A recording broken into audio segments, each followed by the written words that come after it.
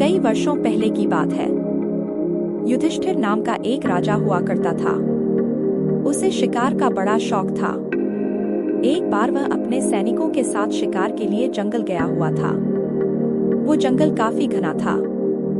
शिकार की तलाश में वह जंगल में काफी अंदर तक चला गया था। तभी वहां अचानक तेज तूफान आ गया।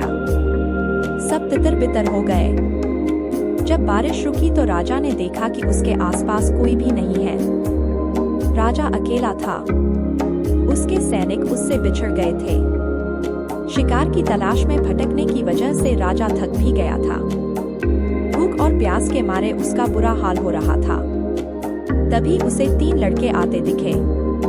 राजा उनके पास गया और बोला कि भूख और प्यास के मारे मेरी जान निकल रही है। क्या मुझे कुछ खाना और पानी मिल सकता है? लड़कों ने बोला क्यों नहीं, और वे भागकर अपने घर गए और राजा के लिए भोजन और पानी लेकर आए। खाना खाने के बाद राजा बहुत खुश हुआ और उसने उन लड़कों को बताया कि वह फतेहगढ़ का राजा है और तीनों ने जो उसकी मदद की उससे वह बहुत खुश है। राजा ने तीनों लड़कों की सेवा से खुश होकर उन्हें बदले में कुछ मांगने के लिए कहा। इस पर पहले लड़के ने राजा से ढेर सारा धन मांगा ताकि वह आराम से अपना जीवन व्यतीत कर सके। इसके बाद दूसरे लड़के ने घोड़ा और बंगले की मांग की, लेकिन तीसरे लड़के ने राजा से धन दौलत की जगह ज्ञान मांगा। उसने बोला राजा मैं पढ़ना चाहता हूँ। राजा राजी हो गया।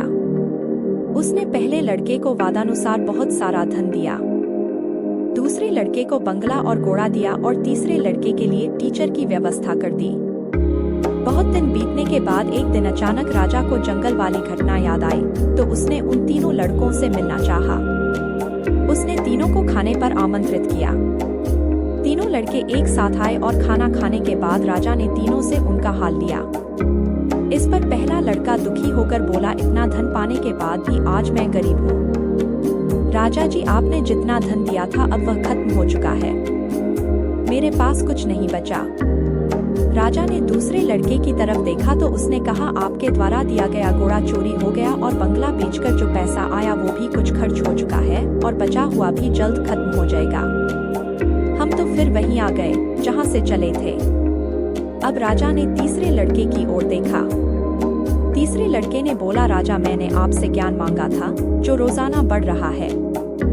इसी का नतीजा है कि मैं आज आपके दरबार में मंत्री हूँ। आज मुझे किसी चीज की जरूरत नहीं है।